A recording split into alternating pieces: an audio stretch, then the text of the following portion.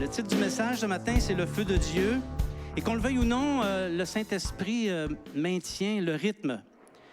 Il veut parler à son Église. Et il est intéressé à ce que non seulement vous puissiez bénéficier des éléments de bonheur qu'il y a dans l'Église, mais que vous soyez des participants, que vous soyez allumés en feu et que votre feu s'étende partout dans la région et au-delà, si Dieu le veut. Donc, c'est un peu ça qu'on va parler ce matin. Mais juste avant de commencer, on va demander au Saint-Esprit de nous assister. Amen. Seigneur, merci beaucoup de tout ce que tu as fait dans notre cœur, dans la louange. Jusqu'à présent, comment tu nous as parlé, Seigneur, par les témoignages, et on est vraiment heureux. Seigneur Jésus, nous voulons te dire que nous sommes contents. Nous sommes contents de la famille dans laquelle tu nous as placés. Nous sommes contents de ce que tu fais avec nous dans cette famille. Et Seigneur, elle nous est chère. Et parce qu'elle nous est chère, nous voulons te manifester en retour notre amour en le démontrant, Seigneur. En faisant l'épreuve de notre foi. Ce matin, tu veux nous entretenir du feu de Dieu, car Seigneur, la parole nous dit que tu es un feu dévorant. Tu dévores. Quand tu es dans une place, ça bouge. Alors Seigneur, je te demande par ton Saint-Esprit de saisir nos cœurs, que ta parole puisse s'incruster profondément, s'enraciner profondément dans le cœur de tes sœurs et de tes frères, et que le travail puisse se faire, que nous puissions nous mobiliser, Seigneur, car c'est ça ta volonté, et que nous puissions gagner notre région à la cause de Christ. Nous le demandons dans le nom de Jésus. Amen. On aborde des thèmes radicaux et fondamentaux qui sont difficiles, mais néanmoins agréables au Seigneur. Je ne vous cacherai pas que probablement que je ne gagnerais pas un concours de popularité à prêcher ce genre de message-là dans beaucoup d'églises. Mais une des problématiques qui existent, c'est que souvent l'Église se tourne vers l'intérieur. Elle connaît une croissance, elle vit une dynamique et après ça, elle commence à se tourner à l'intérieur parce qu'une Église, c'est aussi une organisation, qu'on le veuille ou non. Organisation spirituelle, mais parfois on peut y mettre des éléments naturels. Gestion des problèmes, gestion des difficultés relationnelles, différents problèmes liés à l'organisation. Et rapidement, ces choses-là font en sorte qu'une Église en vient à perdre la flamme du témoignage. Les apôtres ont vécu cette situation-là. Hein? Au début, il y avait l'engouement, puis ils prêchaient, puis les milliers se convertissaient, mais rapidement, ils se sont fait prendre par le service aux tables. Ils en étaient rendus à donner de la bouffe, des vêtements, servir la soupe aux disciples de l'Église, alors que ce n'est pas à ça que le Seigneur Jésus les avait appelés. C'était des apôtres. Donc, il a monté dans leur cœur de demander au peuple de choisir 7 personnes qui avaient un bon témoignage et qui seraient chargées de la tâche de servir aux tables. C'est ce qu'on appelle les diacres, les 7 premiers diacres. À ne pas sous-estimer cette fonction qui est très importante, qui est fondamentalement une fonction de service dans l'Église. Les gens qui occupaient la fonction de diacre devaient avoir un bon témoignage et croyez-moi que les 7 premiers diacres, ils étaient vraiment puissants. C'est ça, vous avez compris. Donc, après qu'ils aient confié le service aux 7 diacres, ils ont pu reprendre le ministère et l'appel qui était sur eux, qui est celui de propager l'Évangile animé de la puissance d'en haut. Et pas plus tard qu'en leur époque, la Bible déclare que le monde entier, en tout cas on peut dire le monde, pour plaire aux critiques, le monde qui était connu de leur époque, a entendu le message de l'Évangile. L'Évangile s'est répandu partout dans le monde. Et c'est le cas de le dire, il s'est disséminé à la manière d'un feu de broussailles. Avez-vous déjà vu un feu de broussailles? Quand tu mets le feu dans une petite de foin puis que ça décolle, tu as besoin d'avoir une bonne pelle puis courir vite. Je peux te dire une chose, c'est pas long que tu perds le contrôle. Il y en a qui ont vécu cette affaire-là, un petit feu du début puis qui ont complètement perdu le contrôle. Et quand c'est le cas de l'Évangile, on perd le contrôle du feu de broussailles, c'est une bonne nouvelle. C'est une bonne nouvelle parce que l'Évangile se répand et le royaume de Dieu se propage. Alléluia. Donc, Jésus, c'était le flambeau, il a allumé ses disciples. Et ensuite, les 120 ont été allumés dans la chambre haute. Et là, le feu s'est répandu parmi le peuple lors de la Pentecôte. Et ce sont plusieurs milliers de personnes qui se sont converties à l'Évangile. Tout Jérusalem a été embrasé par le feu et ça a provoqué beaucoup d'excitation, c'est-à-dire de colère, pas d'excitation, mais de colère chez les chefs du peuple qui se sont mis à faire la guerre. Et ce feu-là s'est répandu dans tout Israël, la Samarie et toutes les nations. Et en leur génération, presque toute la terre avait été couverte du témoignage de l'Évangile. Il y a beaucoup de chrétiens qui attendent impatiemment le retour du Seigneur. Constamment, j'entends ça. Jésus revient bientôt. Tous les signes sont accomplis. J'ai tellement hâte que Jésus revienne. Beaucoup parlent comme ça, mais la majorité de ces gens-là ignorent une vérité incontournable qui a été enseignée par le Seigneur Jésus lui-même. Et ouvre bien tes oreilles ce matin. Je ne vais pas parler nécessairement de prophétie ni de la fin des temps, mais je vais te dire une vérité ce matin. Ça va. Je vais te dire une vérité ce matin qui est incontournable. C'est-à-dire, même si tu dis, non, je ne suis pas d'accord, même si tu la contestes, même si tu me présentes 95 thèses pour dire que c'est faux, tu vas néanmoins être dans l'erreur. Parce que c'est Jésus qui l'a dit dans Matthieu 24, verset 14. C'est Jésus qui l'a dit. Cette bonne nouvelle du royaume sera prêchée dans le monde entier pour servir de témoignage à toutes les nations. Alors viendra la fin. Les apôtres ont répandu l'Évangile par tout le monde et la fin du monde n'est pas venue. Plusieurs générations ont passé et ont répandu l'Évangile dans les recoins les plus reculés du monde et Jésus n'est pas revenu. À l'évidence, il y a quelque chose qu'on n'a pas compris. Je vais essayer de vous l'expliquer ce matin, mais il y a quelque chose qui nous a échappé. Parce que la vérité qu'on vient de lire dans Matthieu 24, 14 est modulée par une autre vérité qu'on retrouve dans l'Apocalypse. Il y a 7 nations qui ont été désignées dans le cours de l'histoire, qui sont désignées pour accomplir cette mission-là, c'est-à-dire propager l'Évangile dans le monde entier. Et il y a plusieurs passages qui le démontrent, notamment la parabole des vignerons qui dit « Le royaume va vous être enlevé » en parlant des Israélites, et il va être remis à une nation qui en fera porter du fruit. Et cette nation-là va propager partout dans le monde dans son temps, qui a un début, qui a une fin.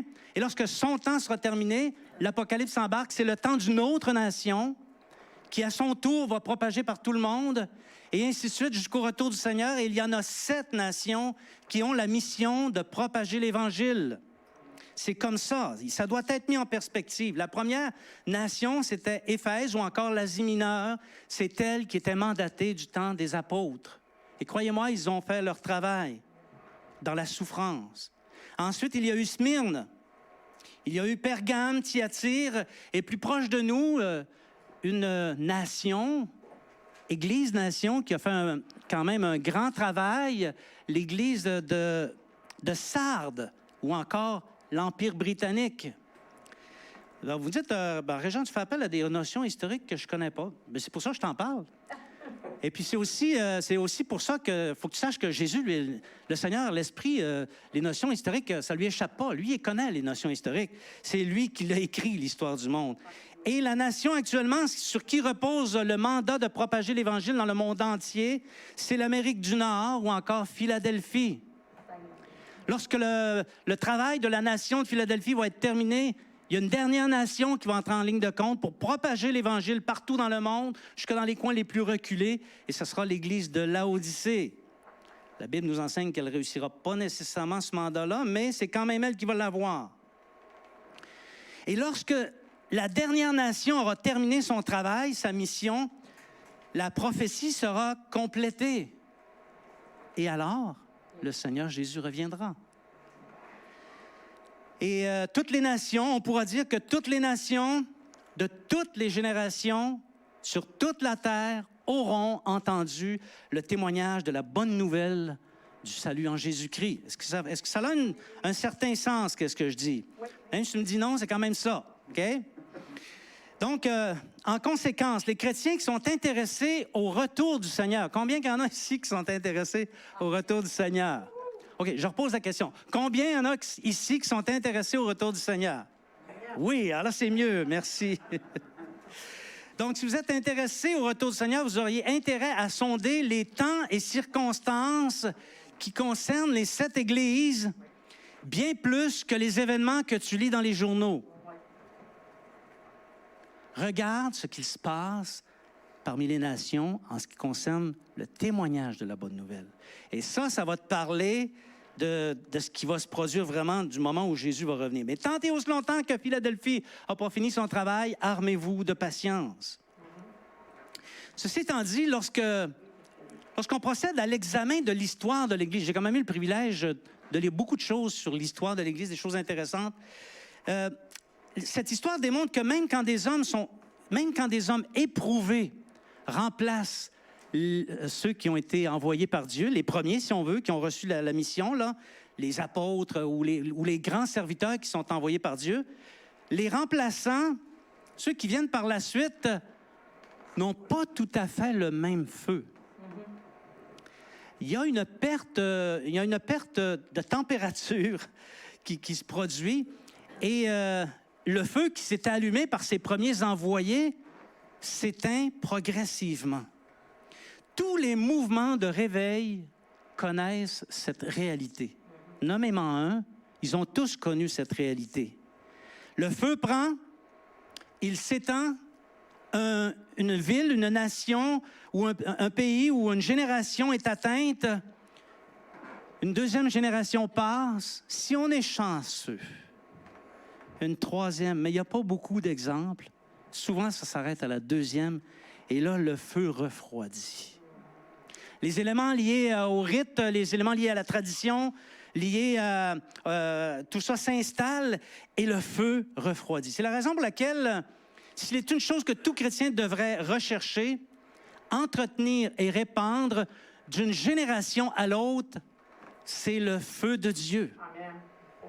Notre frère Nicolas nous parlait tout à l'heure de ce qui se passe dans l'Ouest. Croyez-moi, ça n'a pas toujours été comme ça. Le feu s'est déjà répandu dans l'Ouest et on espère qu'il va se réallumer. Donc, le feu de Dieu, c'est l'élément vivifiant qui marque du sceau de Dieu ceux qui lui appartiennent par rapport à ceux qui le rejettent. Ceux qui appartiennent à Jésus sont vivifiés par le feu et ceux qui ne lui appartiennent pas ne sont pas vivifiés par le feu. Okay? Et il va y avoir une différence dans tout ça entre ceux qui vont être accueillis et ceux qui vont être rejetés. La paille, les mauvais poissons qui étaient dans le même filet que les bons poissons, les ouvriers d'iniquité et les faux de toutes sortes seront rejetés.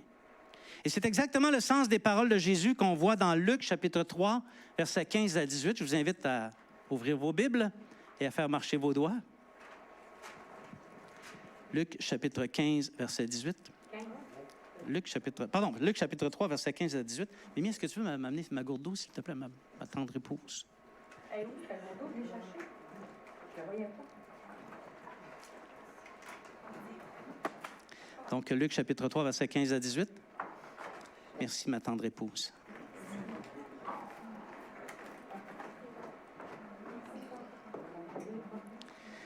Donc, ça nous parle un peu, c'est au début, hein, c'est dans le temps du ministère de Jean-Baptiste. Jean-Baptiste, quel homme! Comme le peuple était dans l'attente et que tous se demandaient en eux-mêmes si Jean n'était pas le Christ, il leur dit à tous, « Moi, je vous baptise d'eau, mais il vient, celui qui est plus puissant que moi, et je ne suis pas digne de délier la courroie de ses souliers. Lui, il vous baptisera du Saint-Esprit et de feu.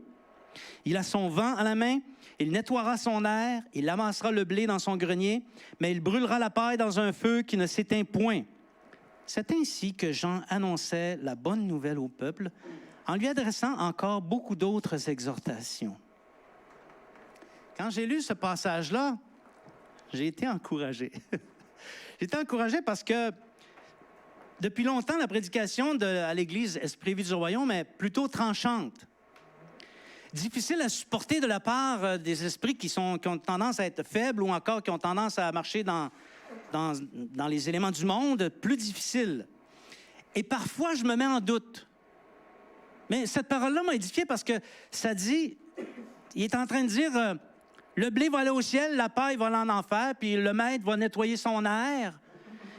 Et puis, Luc qualifie ainsi, c'est ainsi que Jean annonçait la bonne nouvelle au peuple en lui adressant encore beaucoup d'autres exhortations.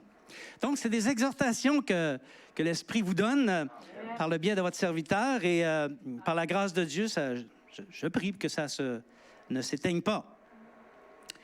Donc, Jean le Baptiste enseigne que Jésus fera le ménage dans son royaume, qu'il ramassera le blé et qu'il fera brûler la paille. Et ça, c'est une exhortation. Bien-aimés, c'est ce que le Seigneur me demande, de vous enseigner les voies édifiantes du Seigneur.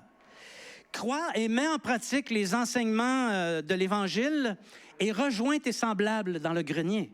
Alléluia. Ou fais comme bon te semble et rejoins la paille. Et en ce sens, l'obéissance à l'Évangile ou l'alliance de l'Évangile est identique à celle qui a été promulguée dans le désert. Il n'y a pas de différence. Et croyez-moi, je lis les théologiens du 1er siècle, c'est la même chose à quelques ajustements près, parce que Jésus est venu compléter quand même la loi. Donc, Deutéronome, chapitre 30, versets 19b à 20, c'est encore valable aujourd'hui. Deutéronome, chapitre 30, versets 19b à 20. C'est Moïse qui parle. Il dit ceci, « J'ai mis devant toi la vie et la mort, la bénédiction et la malédiction. Choisis la vie, afin que tu vives, toi et ta postérité, pour aimer l'Éternel, ton Dieu, pour obéir à sa voix et pour t'attacher à lui, car de cela dépendent ta vie et la prolongation de tes jours. » Ah, moi je pensais que c'était en relation avec la bouffe santé. Je pensais que c'était en relation avec le fait de faire des exercices. Ça n'a pas de rapport. Parce que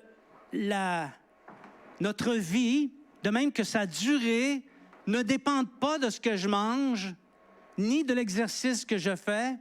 Ils dépendent de l'obéissance à l'Évangile.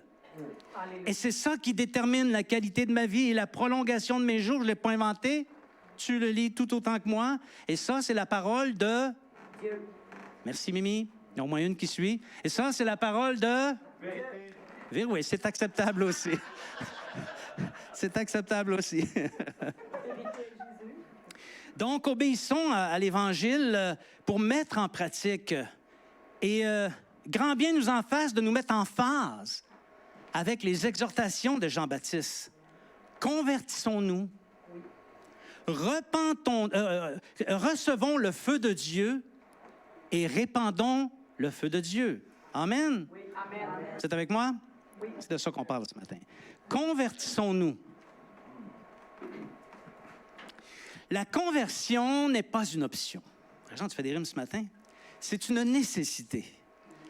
Dans le chemin de la foi, la conversion, c'est le point capital et c'est le fondement de la vraie chrétienté. Quelqu'un peut se dire chrétien, mais s'il n'a pas expérimenté la conversion, il est chrétien intellectuellement.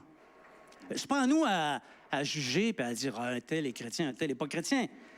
Mais la conversion est obligatoire pour toute personne qui se réclame de Christ. C'est le point de départ. Tout chrétien doit être converti, sinon, il est religieux. Et les religieux ne peuvent pas plaire à Dieu parce qu'ils n'écoutent pas Dieu. Ils écoutent les rites et l'institution. Tout participant de l'Église EVR, j'en ai parlé un peu de la semaine passée, doit être converti. De toute façon, si tu n'es pas converti, tu vas être bien inconfortable à l'Église. Okay? Mais qu'est-ce que la conversion? C'est une très bonne question. Et ta question est pertinente, on va essayer de la regarder. OK? Est disciple de Jésus-Christ celui ou celle qui se convertit? Et tout le monde ici sait qu'est-ce que c'est la conversion. Non. Je ne vais pas faire de sondage, hein? Mais Matthieu, l'évangile de Matthieu, chapitre 18, verset 3. Matthieu, chapitre 18, verset 3. La deuxième partie du verset 3. Jésus parle. Donc, ça devrait être digne de confiance. Si vous ne vous convertissez et si vous ne devenez comme les petits-enfants, vous n'entrerez pas dans le royaume des cieux. Il faut se convertir. Et dans ta conversion, devenir comme un petit enfant. Et là, tu vas pouvoir entrer dans le royaume des cieux. La conversion, c'est un changement radical dans la manière d'être, de penser et d'agir. La conversion, c'est un tournant à 180 degrés. Souvent, j'entends des gens qui disent, moi, là, j'ai fait un tournant à 360 degrés. C'est parce que ça m'impressionne énormément ce que tu viens de me dire, mais tu as fait un cercle, hein, puis tu es reparti dans la même direction.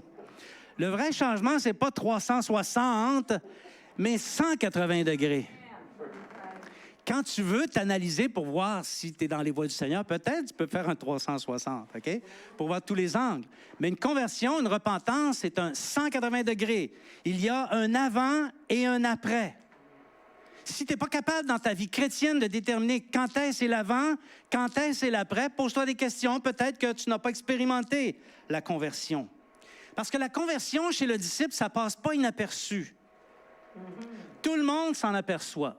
Normalement, quand quelqu'un se convertit, la première chose qu'il fait, il parle du Seigneur. Puis là, il est tannant. Il est tannant dans sa famille, il est tannant dans son milieu de travail. Coudon, lui, il pense rien qu'à ça, il est tannant. Puis là, le monde commence à fuir. Là, les premiers amis, tes amis, normalement, ils viennent après deux, trois, ils sont plus capables de t'entendre s'ils sont pas appelés, tu sais. Puis là, ils te lâchent. C'est pour ça, c'est pour la raison pour laquelle celui qui se convertit perd ses amis. Oui. Oh, oui. Si tu t'es converti et que tu n'as pas t'as pas perdu tes amis, je gratte ma tête. Okay? On s'en aperçoit quand quelqu'un se convertit. La conversion, c'est tellement radical que Jésus la compare à une nouvelle naissance. C'est comme si celui qui adhérait à la foi en Jésus renaissait. Et je comprends que ces termes aujourd'hui dans le monde ont été galvaudés à soi parce que c'est poétique et beaucoup le récupèrent. Mais on l'utilise souvent également comme une figure de style. Même les non-chrétiens utilisent ça comme une figure de style. Ils parlent de renouveau, de ci, de ça. Même dans la législation, on voit ces mots. Mais c'est un mot typiquement chrétien. Ce sont eux qui se sont livrés à de l'appropriation culturelle. Ça nous appartient, mes frères et mes sœurs. La nouvelle naissance, ça appartient à l'Église. Ça n'appartient pas aux politiques. Néanmoins, sans une conversion et réappropriation d'un cœur comme celui d'un enfant, point de salut possible. Est-ce qu'on saisit bien ça? OK, je reprends la question. Est-ce qu'on saisit bien ça? Oui. Je comprends que ça fait mal. Oui, ça fait mal. Voici, mais comment ça se produit une conversion? On va aller voir un petit peu plus loin, OK? L'apôtre Pierre nous en a parlé. Il a repris cette vérité avec le peuple le jour de la Pentecôte et on voit ça dans les Actes des Apôtres, chapitre 3, versets 19 à 21. Actes des Apôtres, chapitre 3, versets 19 à 21.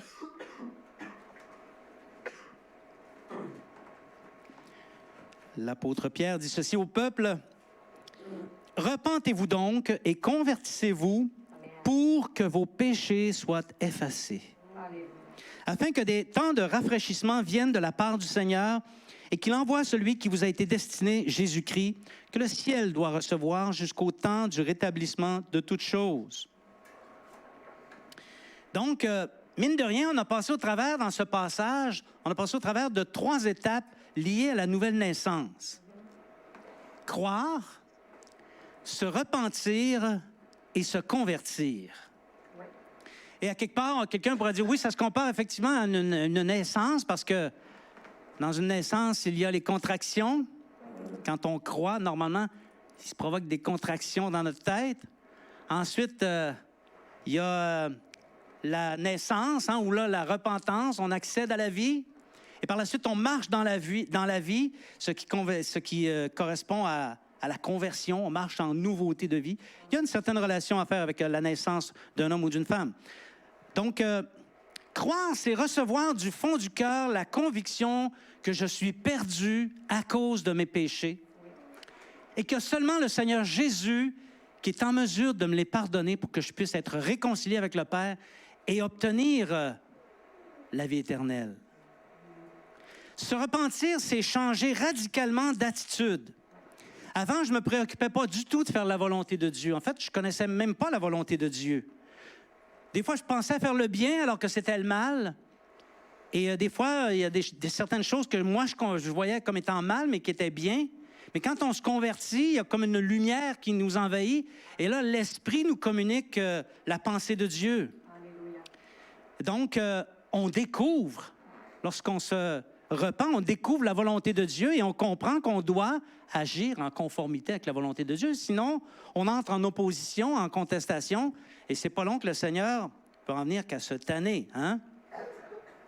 Donc, depuis que j'ai découvert la possibilité d'être sauvé, j'étais perdu, mais maintenant, je peux avoir accès à la vie éternelle et je crois. Et je me mets à pratiquer les enseignements de Jésus et aussi les enseignements des apôtres. Et au passage, si tu veux connaître les enseignements de Jésus et les enseignements des apôtres, lis-la. Si tu n'as pas de Bible, trouve-toi-en une, ça presse. On en a ici. Si celle qu'on a ici ne fait pas dans ton affaire parce qu'elle est écrite trop petite ou quelque chose comme ça, bien, va t'en chercher une dans une librairie. Il est question de ta vie éternelle. Laisse-toi pas berner, hein?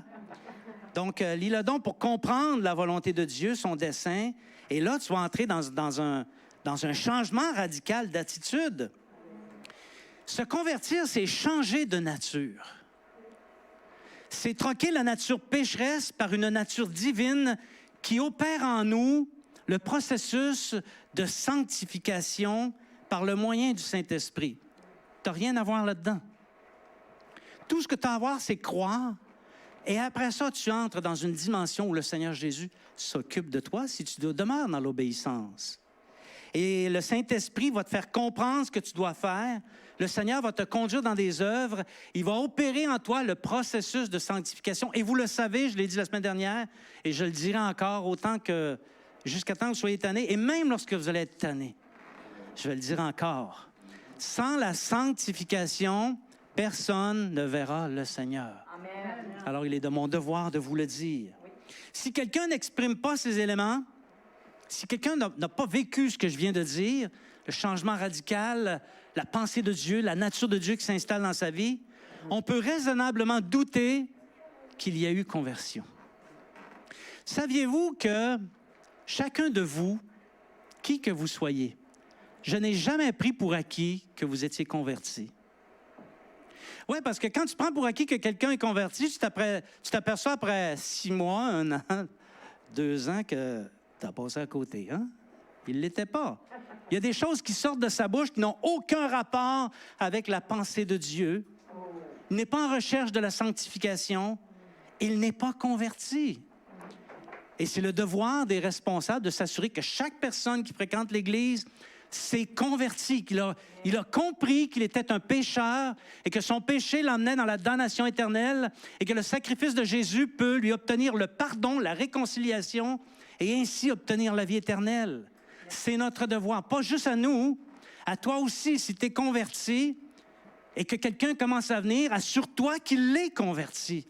Assurons-nous les uns les autres que nous sommes convertis, que nous nous sommes repentis et que nous ne marchons plus selon les éléments du monde. C'est ta responsabilité. Amen. Alléluia. Le changement de nature, lui aussi, doit être radical parce que le vieil homme ne peut pas cohabiter avec l'homme nouveau fait à la ressemblance de Dieu. Il n'y a pas de place pour les deux dans ton esprit, dans ton cœur. C'est l'un ou l'autre qui va gagner. Et suis mon conseil, fais mourir ta chair. Quand ta chair est amorcée par tes yeux, fais-la mourir. Quand ta chair est amorcée par tes sens, fais-la mourir. Et laisse l'Esprit de Dieu te mobiliser. Parce que c'est ça la nature nouvelle qui est en toi. Bien-aimé, je vais ici te dire une exhortation digne de Jean-Baptiste. On va dire Jean-Baptistienne, OK? Si tu cherches à conserver ta vieille nature, si tu ne changes pas ta vieille outre ou si tu reviens au vieux vin ranci, tu es perdu. Je suis obligé de te le dire. Regarde avec moi dans l'Évangile de Luc, chapitre 5, versets 36 à 39. Évangile de Luc, chapitre 5, versets 36 à 39. Alléluia. C'est Jésus ici qui parle. Il leur dit aussi une parabole.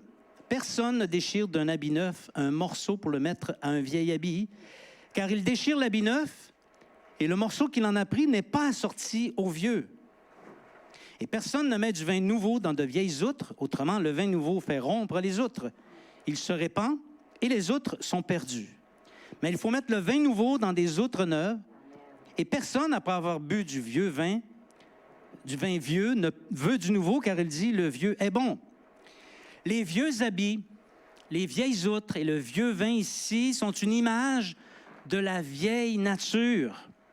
Vieille nature qui ne peut supporter la nature divine de Dieu et qui ne peut supporter non plus la présence du Saint-Esprit dans le cœur. Donc, si ce changement radical ne s'opère pas en toi, ton habit va se déchirer. Ta vieille outre va se rompre et le vin va se répandre et personne ne va vouloir boire de ton vieux vin ranci. Pas même le Seigneur Jésus, celui-là même dont tu te réclames de son nom. Donc, la conséquence immédiate de la conversion, mes frères et mes sœurs, il faut que vous compreniez ça. C'est l'abandon du péché. Et ça, c'est sérieux. On vit dans une société extrêmement libérale et extrêmement contaminante pour ceux qui aiment le Seigneur Jésus. Mais celui qui a la nature de Dieu en lui doit abandonner le péché. Et il va l'abandonner parce que la nature de Dieu va le forcer à le faire. Romains chapitre 6, versets 12 à 13. Romains chapitre versets 12 à 13. Que le péché ne règne donc point dans vos corps mortels et n'obéissez pas à ses convoitises. Ne livrez pas vos membres au péché comme des instruments d'iniquité, mais donnez-vous vous-même à Dieu comme étant vivants de mort que vous étiez et offrez à Dieu vos membres comme des instruments de justice. Donc ici, il y a une vérité toute jean-baptistienne. Okay? Si tu obéis aux convoitises de ta chair, tu vas mourir. Tes membres doivent être au service de Dieu comme des instruments de justice en vue de l'accomplissement des œuvres justes de Dieu. Tu ne peux pas accomplir des œuvres justes si tu es dans l'injustice. Il faut que la nature de Dieu opère en toi. Et ce n'est pas par ta force que tu le fais, c'est par l'assistance du Saint-Esprit. Amen. Tous ceux que j'ai connus qui ont essayé de se sanctifier eux-mêmes par leur propre force ont échoué. Mais tous ceux qui sont morts à eux-mêmes sont devenus de beaux serviteurs, servantes de Dieu. Alléluia. Va pour la conversion, nous devons être convertis, nous repentir et nous convertir. Mais il nous faut aussi être baptisés du Saint-Esprit. Et ça, c'est la marque de commerce du mouvement de la Pentecôte et aussi de certains mouvements qui sont dans dans les charismes, si on veut. Okay? Il y a beaucoup de discussions dans la chrétienté au sujet du baptême du Saint-Esprit. Il y a certains esprits malhonnêtes qui prétendent que ça, le baptême du Saint-Esprit, c'est pas de Dieu. Hey, depuis quand un enseignement venant de la bouche de Dieu et repris systématiquement par les apôtres ne vient pas de Dieu? Ça a commencé quand, cette histoire-là? Seul l'esprit d'apostasie, de mensonge et d'erreur peut arriver à conclure que la parole de Jésus n'a plus de valeur et qu'elle doit être abandonnée. Moi, je n'arracherai pas des pages de ma Bible. Pour justifier une position doctrinale, si quelqu'un te dit « Écoute, cette portion des Écritures aujourd'hui n'est plus valide. » C'est l'esprit d'erreur, de mensonge et d'apostasie. L'apostasie est sur ton chemin si tu écoutes cet esprit d'erreur. Disciple de Jésus-Christ, je t'annonce que, après ta conversion, il te faut impérativement être baptisé du Saint-Esprit. Amen. Et cette expérience se démontre, que tu sois d'accord ou pas, avec l'expression du parler en langue et la manifestation des autres dons spirituels. Le baptême du Saint-Esprit n'est pas une doctrine obsolète. Obsolète, c'est un grand mot que j'ai entendu cette semaine, mais ça serait le fun de le placer dans la prédication. Obsolète, ça veut dire qu'il est passé date, okay? Qui n'est plus en vigueur, qui n'est plus d'actualité. Le baptême du Saint-Esprit est une expérience d'actualité tout à fait digne de confiance. Avant de monter vers le Père, Jésus nous l'a promis. Il a dit ceci dans Actes, chapitre 1, versets 7b à 8. Les apôtres étaient intéressés, eux autres, comme bien des chrétiens d'aujourd'hui, ils étaient intéressés à savoir quand est-ce, Jésus, tu vas revenir, hein? Quand est-ce que tu vas établir ton royaume? Et Jésus leur a donné une réponse surprenante qu'on devrait se réapproprier aujourd'hui. Ce n'est pas à vous de connaître les temps et les moments que le Père a fixés de sa propre autorité. Mais, il est en train de dire, c'est pas grave ce que vous me dites là, mais voici la chose importante. Vous recevrez une puissance, le Saint-Esprit survenant sur vous, et vous serez mes témoins à Jérusalem, dans toute la Judée, dans la Samarie et jusqu'aux extrémités de la terre. Les disciples s'interrogeaient sur les temps et circonstances du retour de leur bien-aimé, puis quelque part, je trouve que c'est normal, mais la seule réponse que Jésus leur donne, il leur parle de la puissance d'en haut qui a été promise et expérience qui est nécessaire pour exprimer la puissance de Dieu et être son témoin. Alléluia. Tu ne peux pas être témoin de Jésus-Christ si l'Esprit de Dieu n'est pas en toi. Donc, Jésus dit que les disciples, on le voit dans les passages suivants, ils doivent être baptisés du Saint-Esprit. Depuis le jour de la Pentecôte, où cette expérience-là s'est produite d'une manière tout à fait miraculeuse, et jusqu'à ce que les extrémités de la terre aient entendu la parole de Dieu. Parce que c'est comme ça qu'il l'a voulu. Il ne l'a pas retiré, cette puissance-là. Elle se continue. Et c'est aussi ce que nous ont enseigné les apôtres. Il n'y a aucun passage dans les Écritures qui dit que ça, c'est terminé, que ça va prendre fin. Le seul moment où ça va prendre fin, c'est lorsque Jésus-Christ va apparaître. Parce que si nous connaissons partiellement aujourd'hui, lorsque Jésus-Christ va apparaître, nous ne connaîtrons plus partiellement, mais nous allons connaître parfaitement. Et alors oui, ce sera une autre dimension. Mais d'ici à ce que Jésus apparaisse, tout disciple converti doit être baptisé du Saint-Esprit. Je me souviens, quand je me suis converti, moi, j'ai cherché le Seigneur avant ma conversion, et puis j'avais commencé à lire la Bible avant ma conversion, j'avais commencé à prier avant ma conversion, j'avais commencé à chercher bien des choses avant ma conversion, c'est que l'Esprit me mobilisait. Et puis avant ma conversion, j'avais lu un livre qui parlait de l'expérience du baptême du Saint-Esprit. Et comme j'étais à la recherche d'expériences authentiques, comme celles que les apôtres avaient vécues du temps du Seigneur, et après, je voulais être baptisé du Saint-Esprit. Mais tout ce que je savais du baptême du Saint-Esprit, c'est que ça a l'air que tu parles en langue quand tu es baptisé du Saint-Esprit. Donc, j'ai demandé au Seigneur de me baptiser du Saint-Esprit. Et là, j'ai commencé à parler une langue complètement inventée. Je ne l'avais pas été. Donc, j'avais inventé des mots. C'était pas chic. OK? Et puis, mais j'aspirais à ça. J'aspirais peut-être avec mes forces, avec ma propre intelligence. Et puis un jour, j'ai été dans une réunion de prière. Il y avait un homme, un pasteur, qui priait pour les gens. Je n'étais pas habitué à ces réunions de prière-là. Il a posé sa main sur moi. Et là, croyez-moi, il s'est passé quelque chose. J'ai été baptisé du Saint-Esprit. Quand tu reçois le baptême du Saint-Esprit, tu ne restes pas assis bien tranquille dans ta chaise. C'est un électrochoc. Il y en a qui comparent ça à un électrochoc. Ça part de la tête aux pieds, plus souvent qu'autrement, c'est de la tête aux pieds. Et là, tu es saisi par l'Esprit de Dieu et il y a quelque chose qui monte en toi et ça ne vient pas de toi, ça vient du Saint-Esprit. Amen. Et là, je me suis mis à parler en langue. Et ce n'était pas une langue inventée. Et c'était un peu plus chic que ce que j'avais inventé. Donc, c'est une expérience qui est encore nécessaire. Et c'est une expérience qui va déboucher sur l'expression de dons spirituels. Et on va en parler un petit peu.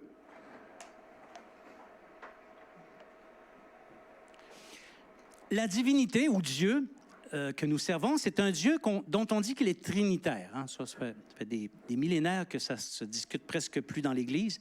Il n'y a que chez les apostats où ça se discute, là, mais normalement, dans les églises chrétiennes authentiques, on ne discute plus de la Trinité de Dieu.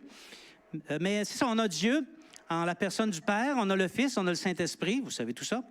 Or, dans l'exercice du ministère et dans le cheminement de la vie chrétienne, chacune des parties, chacune des volets de la Trinité propose une expérience ou une part qui lui est propre. Et on va regarder ça ensemble. Donc, chacun fait quelque chose dans l'expérience de la conversion. Dans 1 Corinthiens, chapitre 12, versets 4 à 6. Oh, quelqu'un parle en langue en arrière.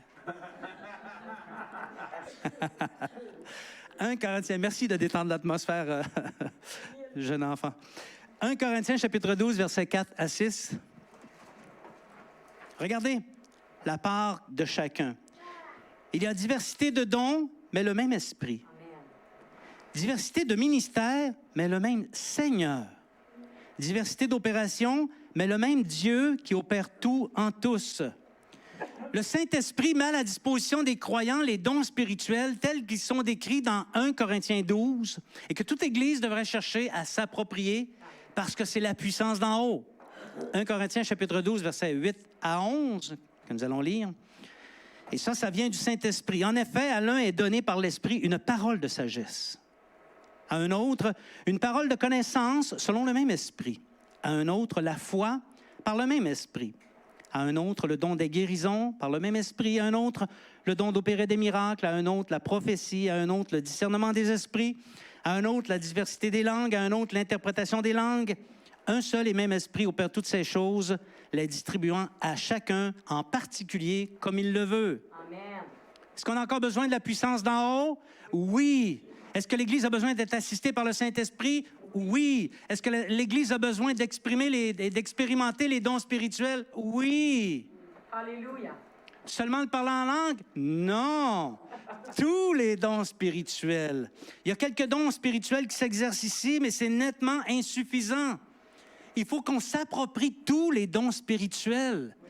Il y a le don de miracle, d'opérer des miracles. On a besoin de ça. On a besoin du discernement des esprits. Quelqu'un peut se présenter ici, un loup ravisseur, superbement séduisant ou séduisante, mais elle est envoyée uniquement par les suppôts de Satan pour détruire l'Église. C'est par le discernement des esprits qu'on va réaliser qu'il est envoyé par le diable lui-même. Ça nous prend, on a besoin de tout ça, mes frères et mes sœurs. Tu dis, moi, j'ai pas besoin, parler en langue, j'ai pas besoin de ça. Ben, tu te prives d'édification parce que la Bible dit que celui qui prie en langue s'édifie lui-même et que lorsqu'il prie en langue, l'Esprit intercède par des soupirs inexprimables. Mes frères et mes sœurs, soyons convertis, soyons baptisés du Saint-Esprit, parlons en langue, expérimentons tous les autres dons spirituels. Parce qu'ils viennent du Saint-Esprit et il nous les faut absolument. Les ministères, eux, viennent du Seigneur. Les apôtres, les évangélistes, les prophètes, les docteurs et les pasteurs, ça vient du Seigneur. Il les a voulus pour le perfectionnement de l'Église et le perfectionnement des disciples. Et mes frères et mes sœurs, on les veut. Ça nous les prend. L'Église ne peut pas fonctionner normalement s'il n'y a pas d'apôtres, s'il n'y a pas d'envoyés. Elle ne peut pas fonctionner normalement s'il n'y a pas d'évangélistes. Vous ne pensez pas qu'un évangéliste serait efficace ici dans la région? Pour implanter une congrégation à Chicoutimi-Nord, à Saint-Fulgence, une congrégation à l'Abbé, une congrégation tout partout. Il ne faut pas penser que l'Évangile a terminé son travail au Saguenay. 170 000 âmes et il n'y a pas plus de 700 personnes qui sont nées de nouveau. Il n'y a rien pour nous regarder le nombril et dire qu'on est beau et qu'on est fin. Tout le travail est à faire. On a besoin des ministères. On les veut.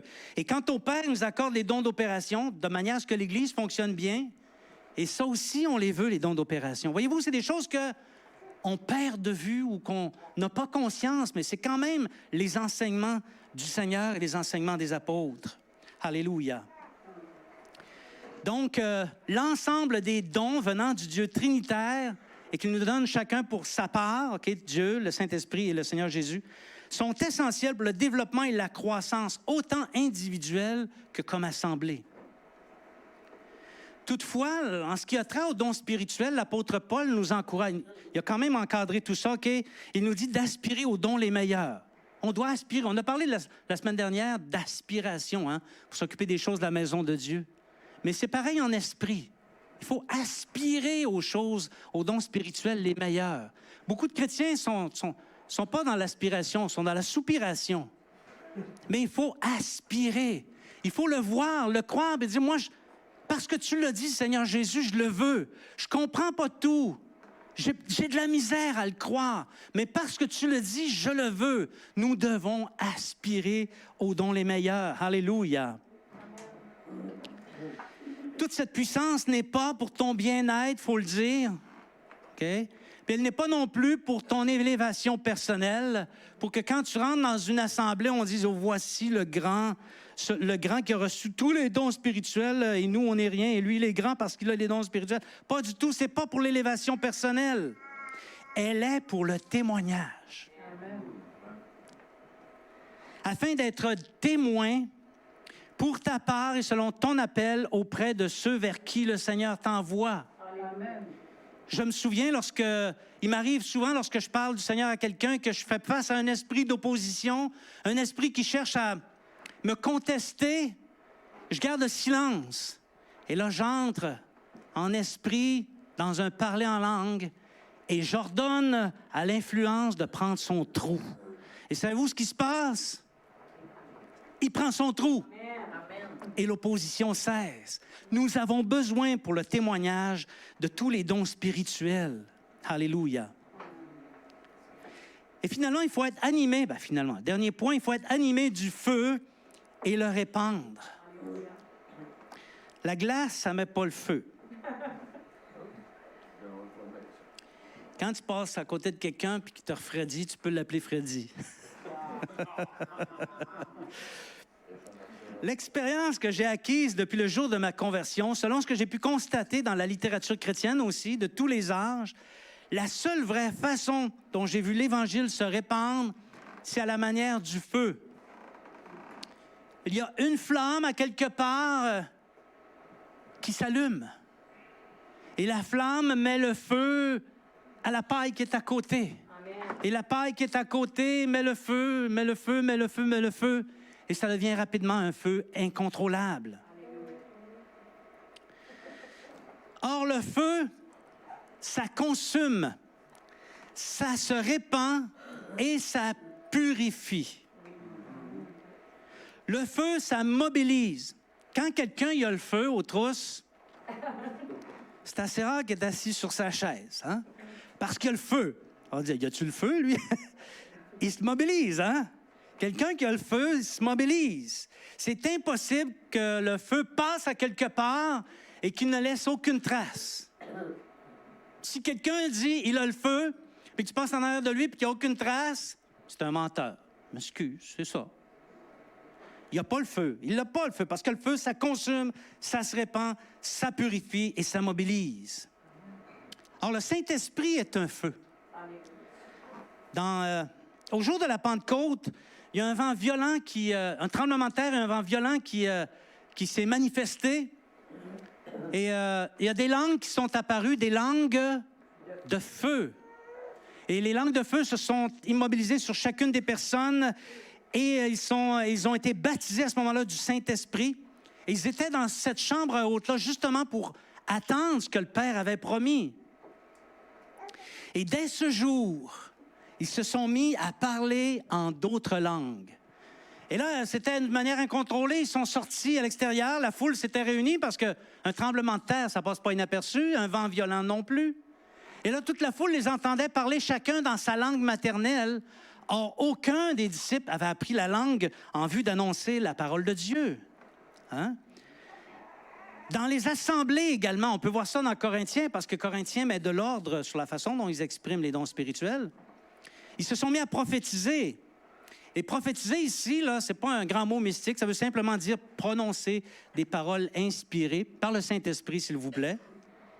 Et ils se sont mis à exercer toutes sortes de dons spirituels qui venaient du Saint-Esprit. Ils se sont mis à accomplir des signes merveilleux et des miracles extraordinaires au point où on dit, de certains apôtres, qu'on prenait un mouchoir qui leur avait appartenu et qu'on la posait sur les maladies de personnes et ils étaient guéris. Est-ce que quelqu'un veut une guérison aujourd'hui? Ce ne sont pas les seuls à avoir expérimenté une puissance comme celle-là. Il y a plusieurs pays qui ont reçu une telle puissance. Avez-vous entendu parler du réveil qu'il y a eu en Indonésie à la fin des années 60, début 70? Oui.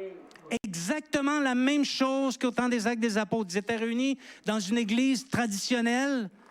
Ils ne cherchaient pas ça nécessairement, mais le temps était venu et le Saint-Esprit voulait visiter le peuple. Ils étaient dans l'église et l'église s'est mise à trembler, un vent violent s'est mis à souffler et des langues de feu sont apparues dans l'église. Les langues de feu se sont immobilisées, ils se sont mis à parler en langue, à exercer des dons spirituels. Et ensuite, ils sont partis évangéliser. Et les miracles, la puissance qui s'est exprimée par leurs mains, c'est quelque chose de fabuleux, d'incroyable. Et mes frères et mes sœurs, nous voulons cette puissance. Nous la voulons. On veut que des langues de feu se répandent sur nous. On veut que le feu se répande, le feu du Saint-Esprit. Alléluia. Si le Saint-Esprit est limité dans sa manière de faire avec nous, mes frères et mes sœurs, c'est pas parce qu'il a perdu de son intensité. C'est peut-être parce que toi, tu as perdu ton intensité. C'est peut-être parce que difficile d'enflammer un morceau de glace. Alléluia. Donc, le Saint-Esprit est sur ceux qui sont baptisés du Saint-Esprit et eux, ils aspirent à une seule chose, exprimer la puissance de Dieu en vue de la conversion des hommes et des femmes jusqu'à ce que Jésus revienne. Ça, c'est la puissance qui vient d'en haut. Alléluia. Dieu est aussi un feu dévorant. On est au service de Jésus comme des instruments, c'est-à-dire comme des personnes qui n'ont plus de volonté propre. C'est ça, hein?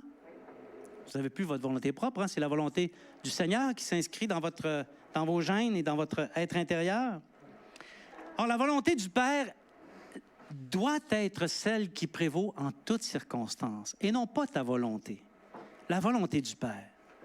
Et tout comme le Saint-Esprit, le Père, Dieu, est un feu dévorant. Il dévore les rebelles. Oui. J'ai vu plusieurs rebelles être dévorés par le feu. Ils n'ont pas brûlé systématiquement, mais ils sont morts peu de temps après leur rébellion. Les incrédules sont dévorés par le feu de Dieu.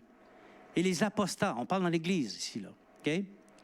Le Dieu qui a dévoré le peuple d'Israël dans le désert et dévoré le peuple, même une fois installé dans le pays, même installé, le peuple se faisait dévorer parce que Dieu est un feu dévorant. Bien, ce Dieu-là, c'est le même que nous servons aujourd'hui. Et il n'a pas changé. Il n'y a chez Dieu aucun changement ni ombre de variation. Alléluia. Crains Dieu, mon frère, ma sœur. Sers-le. Quand tu fais un service, tu le crains.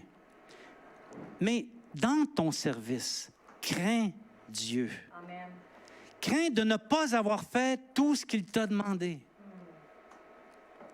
Crains d'avoir mal fait ce qu'il t'a demandé. Crains de mettre des délais, de négliger et de ne pas te soucier. Il y en a plusieurs qui travaillent pour un employeur ici.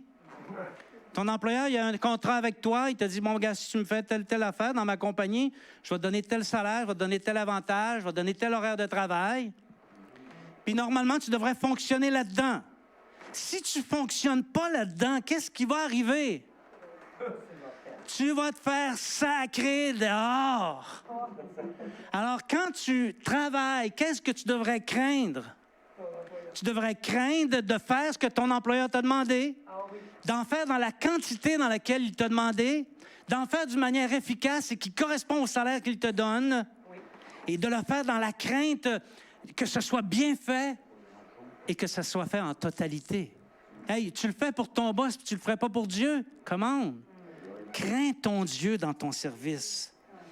Bien-aimé, si tu es disciple, il n'y a que l'accomplissement de la volonté du Père qui va te faire échapper aux flammes du feu de la perdition. Parce que notre Dieu est un feu dévorant.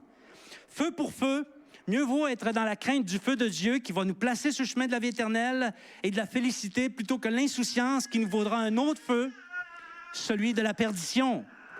Parole de Jean-Baptiste. L'Évangile doit nettoyer l'air. La moisson ou encore la récolte, ça provoque toujours des grands remous dans une ville. C'est assez rare que dans une ville où l'Évangile se propage, que ça reste tranquille. Hein, il se passe toujours des grands remous. La pertinence et l'efficacité du feu de Dieu qui est dans les disciples dérange toujours la quiétude des villes. Et d'ailleurs, dans ton milieu, ta foi et ton zèle et ta crainte de Dieu et ton amour qui te vise et qui te fait rendre témoignage devraient provoquer des remous dans ton environnement. S'il n'y a pas de remous dans ton environnement, gratte ta tête. Il faut te poser des questions. La raison pour laquelle c'est comme ça, c'est que tous les segments, tous les coins du champ sont passés sous le tranchant de la fossile de l'Évangile, ou la faucille de l'Évangile. Faucille, précille, on ne sait plus. Hein? Donc, même après le travail des moissonneurs, le Fils n'a pas terminé. Il bouleverse encore. Il a son vent à la main. Hein? Son vent, c'est une espèce de... une patente comme ça, là, ronde, carrée ou whatever. On met le grain là-dedans parce que le grain est mélangé avec la paille puis il est mélangé avec toutes sortes d'affaires qu'on ne veut pas quand on fait notre pain. OK? Donc, il secoue.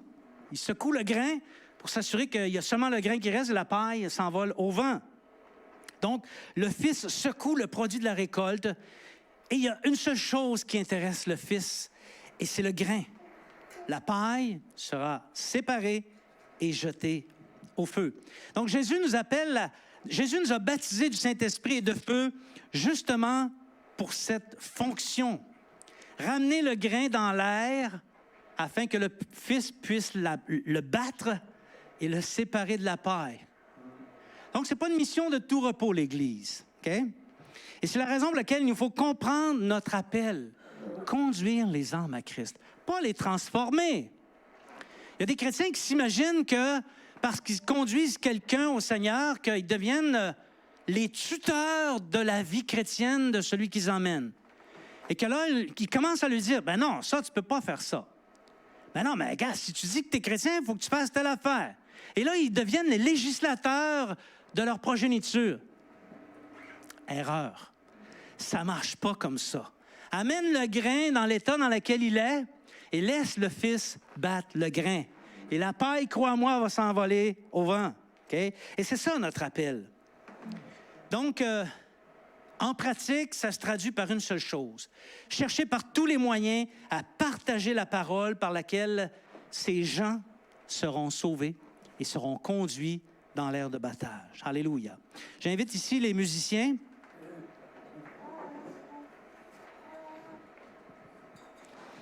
Disciples de Jésus-Christ, le maître de la maison nous a envoyés avec une mission.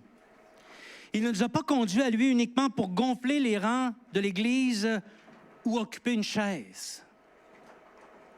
L'Évangile, c'est la puissance de Dieu pour celui qui croit.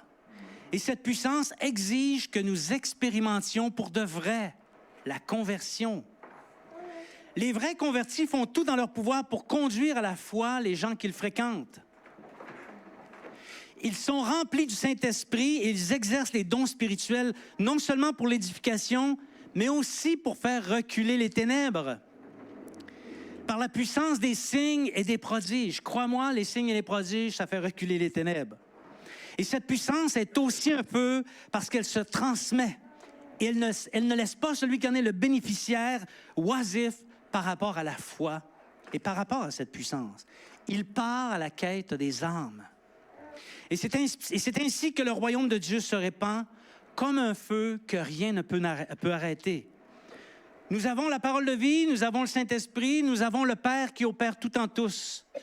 Alors pourquoi demeurerions-nous les bras croisés et indifférents à ce qui se passe chez les gens qui nous entourent? Allons dans le champ du Maître, annonçons les vertus de celui qui nous a appelés, partons